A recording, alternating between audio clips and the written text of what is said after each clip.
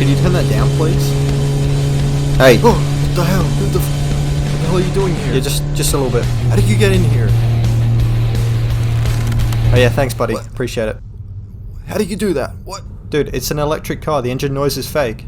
Did you not know that? I don't understand. Hey man, watch out for that zombie. What zombie?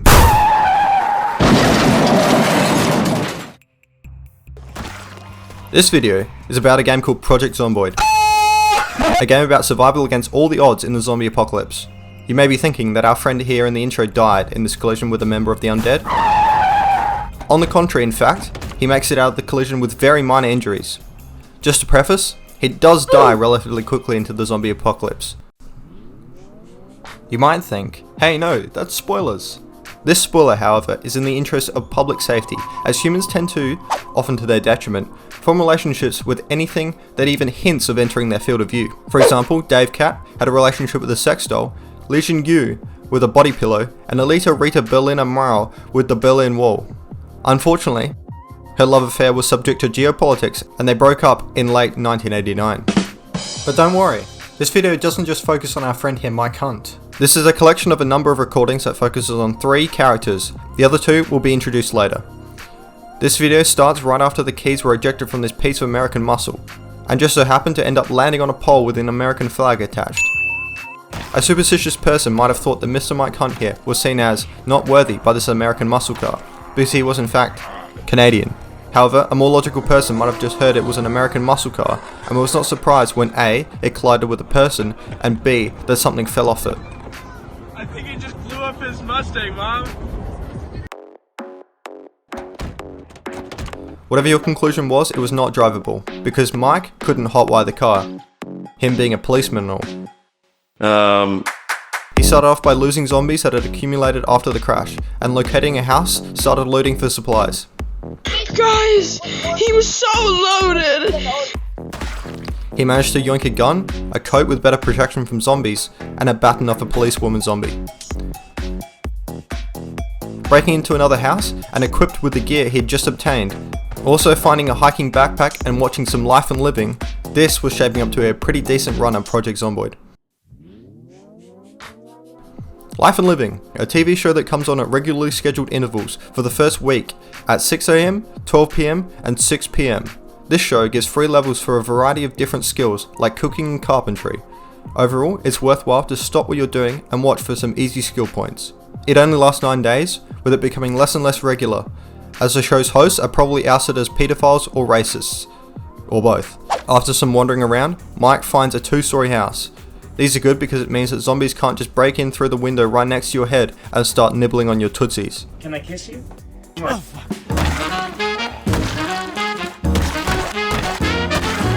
A few zombies later, the area in the house were cleared and Mike began changing his bandages to prevent infection and secured the house. The first step to securing a house in Project Zomboid is to cover the windows so zombies can't easily see you. Openings like doors and windows can be barricaded with wooden planks, but Mike doesn't have an axe or a sword to obtain these planks. Mike did some cooking, found the source of the banging noise, wandered around and went to bed. His alarm woke him at 5:50 AM, just before Life and Living began the next day. After watching Life and Living, he looted the rest of the house and secured it by finding more sheets and curtains from neighbours' houses, where he also found a garden saw. However, Mike wanted a car, and after clearing zombies and piling some bodies, which were beginning to stink, he went to search for one. No petrol or keys were in these. He found a petrol can in his old car, which he could use to siphon petrol out of cars he found. He found a pickaxe, which would ironically be one of the last things in the story. After herding these massive hordes, Mike only managed to obtain a drop of petrol before he was interrupted.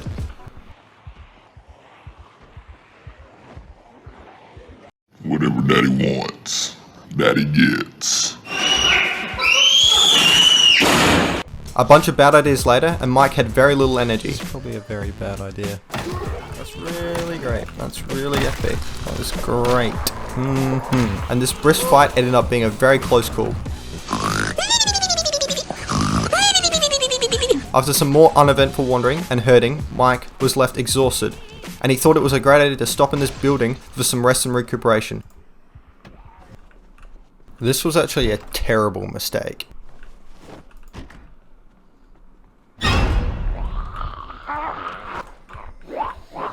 Oh.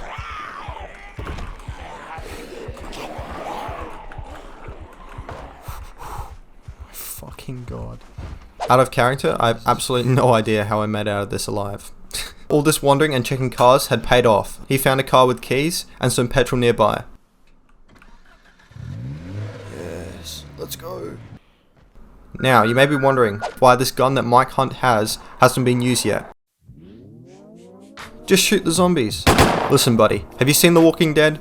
You know when Funny Car Man starts shooting and they get absolutely swarmed in that building? The walkers are gonna come right to us.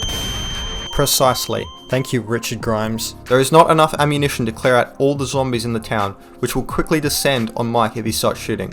Anyway, with this new vehicle, it would be a great idea to leave town and set up shop outside of it. As per the expression, don't shit where you eat. Mike loaded up the car, went to sleep, and in the early morning, left.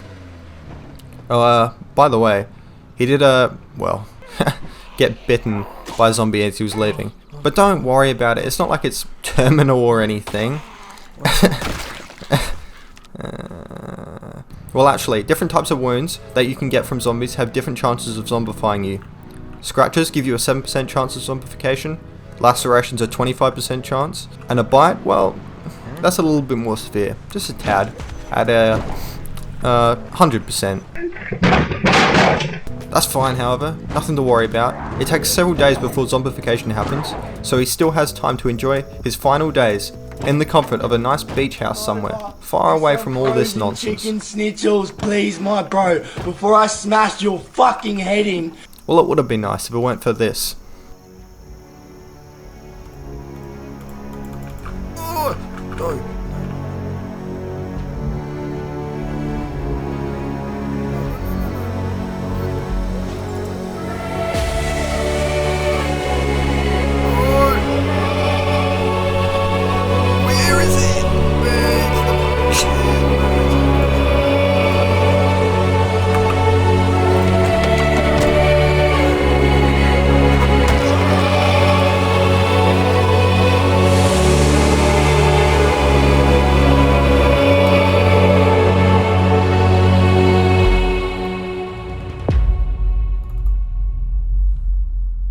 Wait, this recording seems a little bit shorter than the rest.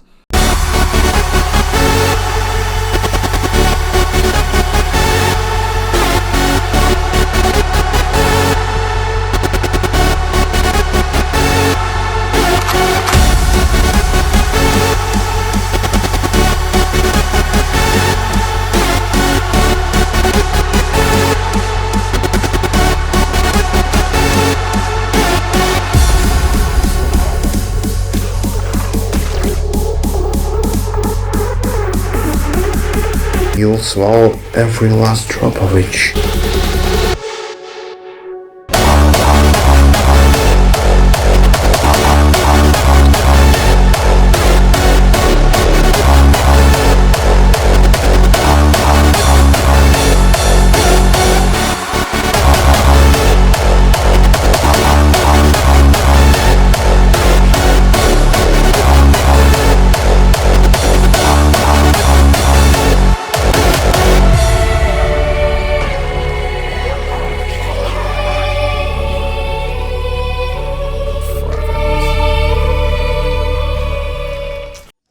This really is a survival game for masochists. Bend over here, walk straight back to the body, and stomp Mike's head in. After transferring stuff from the ambulance, he needed to find a place to stay for the night. High above the forest, in the night sky, the stars are shining brightly, time for Betty bye. Ben spent pretty much the entire next day trying to figure out how to leave this town and just driving around aimlessly. What the fuck? This is so bullshit, dude! And as soon as he did, the tire popped. He'd remembered there was a car he saw back in town, so he decided to go back there. As the halls closed in, he only hoped that the small amount of petrol he was able to obtain was enough to get him back to the ambulance once he'd got the car.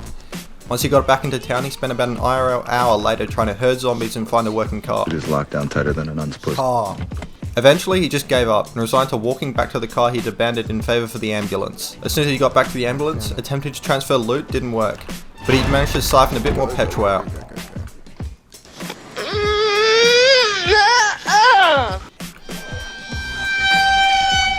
He found a house to stay for the night, again, and ate a cheese sandwich. Cheese. And went to bed.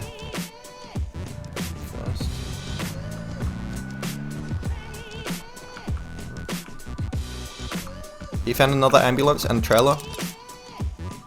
And things were looking up until... Oh, you're kidding me. Again? Really? Why does Ben have absolutely no luck with vehicles, man? This is fucking... this is terrible. This is terrible luck. Well, he loaded up what he could into his backpack. And started walking down the road, praying for his salvation in the form of a Toyota Corolla or something.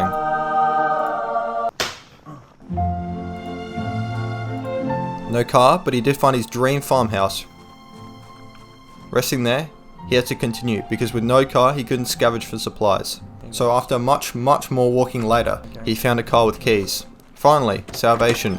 God had finally smiled upon his last servant. With this modern day ark, made not by Noah, but by Ford, he would survive as the old world of sin died.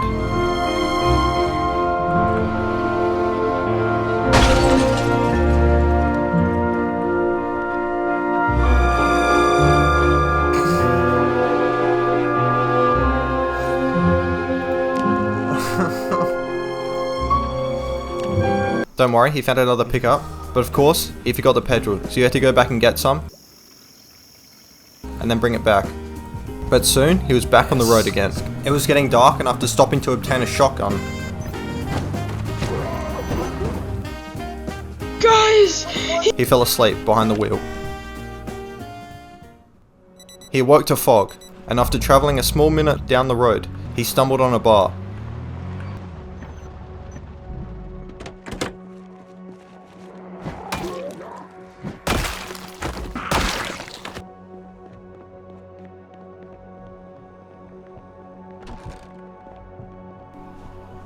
I don't know what happened, but I messed up terribly.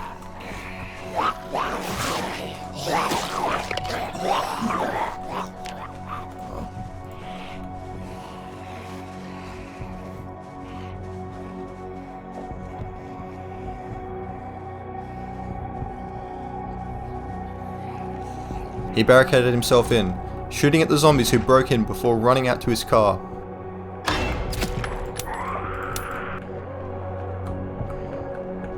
He drove in a panic before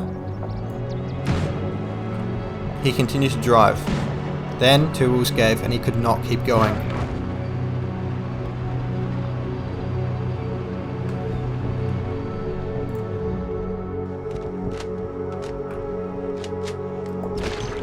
His death was inevitable now, and there was no hope. He was too weak. He couldn't go on, only to turn into one of those creatures.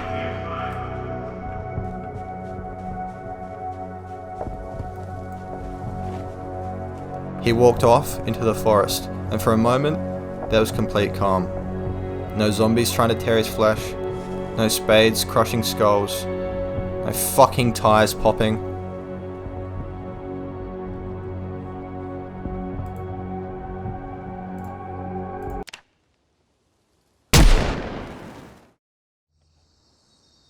Well, that was depressing. I still have the save, by the way, so if you want to see more, maybe you could subscribe.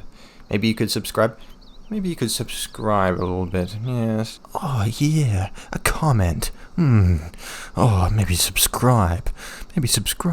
Ugh. My neighbors are gonna think I'm fucking insane. Oh no, do what you want. Peace.